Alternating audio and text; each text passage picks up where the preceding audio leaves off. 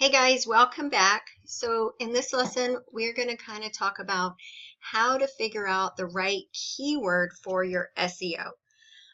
So we've talked in previous lesson about Yoast SEO, which is a plugin tool on your blog.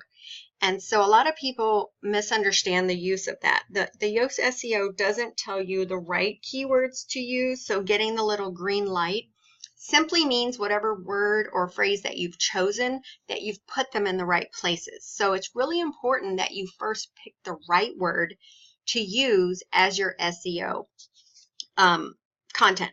So how do you determine that? So basically, if you were going to search on Google or Yahoo or wherever for what your blog post is about, what would you type in the search box or search engine? And so when you think of it in those terms, it can help you really narrow down the focus of the blog post. So for this example, we're going to use, we'll talk about like a mommy blog. And so let's say you're mapping out your content for the month or for the year, whatever, and you want to make sure that you have the right keywords already, set up. And you may adjust those throughout the year because certain things will trend at different times of the year. But let's say you want to write a post to help other mommies figure out some ideas for foods that a toddler would actually eat that are healthy at the same time. So we're just going to type in here, healthy toddler foods. And it's going to do its little thing here.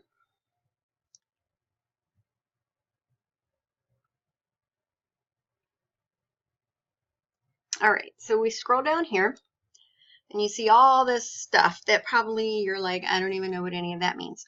So the first thing you want to do is click here on search volume. Just click it. And so it puts it in order from the largest number down. And so what this is how many times this word or word phrase has actually been searched for. So obviously you want to choose a word that has a high search volume. If there's a word, the word that you chose was searched for like one time in the last month, that's really not going to get traffic to your blog, right? So once you figure out the right keyword, now here, healthy snacks, you're writing for a toddler, but using just the keyword of healthy snacks as your actual keyword for focus is fine. Because when you make your actual blog, the title of your blog, you can add those additional words like healthy snacks that your toddler will actually eat or whatever. So healthy snacks isn't going to be the title of your blog post. It's the focus word that you're going to use throughout, and you're going to add additional words to it. All right, so as you're going through here trying to figure out which one is going to work, and also you need to be able to use that combination, that word or word combination, naturally in your blog post. So as you're writing a sentence, you need to be able to insert that phrase in there without making it look forced. Because if you're familiar with Yoast SEO, there's several key places that you need to have your SEO keywords, in the title, in your headers, in a certain amount of times throughout the text of your post. So if you can't put it in there naturally, you might want to choose a different variation. So starting from the top, obviously we're going to look at the ones that have the most search volume. And if you hover over the little thingy here, it's going to go by month. So how many, these are monthly searches, by the way. So, January, this one had 300,000 people were looking for healthy snacks. And you can kind of attribute that to, in January, everyone's looking for healthy eating and getting fit and all of that. So, but again, healthy snacks is a general term. This isn't necessarily healthy snacks for toddlers. You come down here, snacks for kids, toddler lunch ideas, healthy snack recipes. You don't necessarily have to have the word toddler in it. I'm sure we'll find some in here. So what is too low? This is still good. You're getting decent traffic. Low is, we'll probably go to one of these other pages where it's like $5 or something a month, and you don't want to choose one of those. All right, so you'll pick out a few that run, at the high number here. But what you also want to pay attention to is your competition. And so competition means, who else out there is writing content using these same keywords. So, if someone types in that keyword in Google, how many other results are you competing against to get to the top of the list? Best rule of thumb is keep it under 1.0. Anything above 1, you're fighting, a lost battle, unless, you're like a really popular website. But for those of you just getting started, I personally try to go under 0.6, 0.5 even, if I can find a good word combination that's under 0.5. So here, 0.28. This one is excellent. Healthy lunch ideas. Nobody is really competing with that title. And so somebody may be writing a post that their whole idea is healthy lunch options, but they are just using a different keyword. And so, just think, what would you type in Google? I would type in healthy lunch ideas. So this would be a really great one for general healthy ideas. So we want to look for some that have kids, healthy snacks for kids. That's at 0.63. It's not too bad.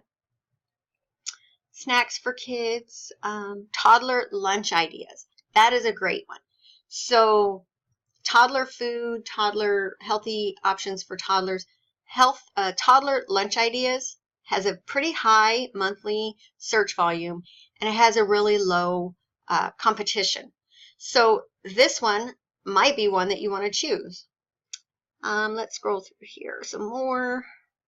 Toddler food, no. Toddler snacks, 0.8, it's kind of high. Healthy lunches for kids, that's a good one. Healthy breakfast for kids, healthy lunch ideas for kids. So you kind of get the idea of what I'm talking about. And so that is kind of how you determine which keyword or word phrase.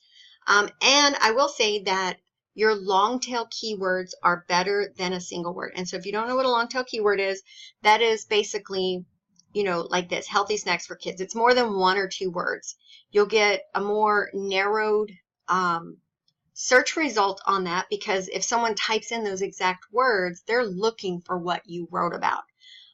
Breakfast ideas for toddlers, healthy dinner ideas for kids, versus just kids meals.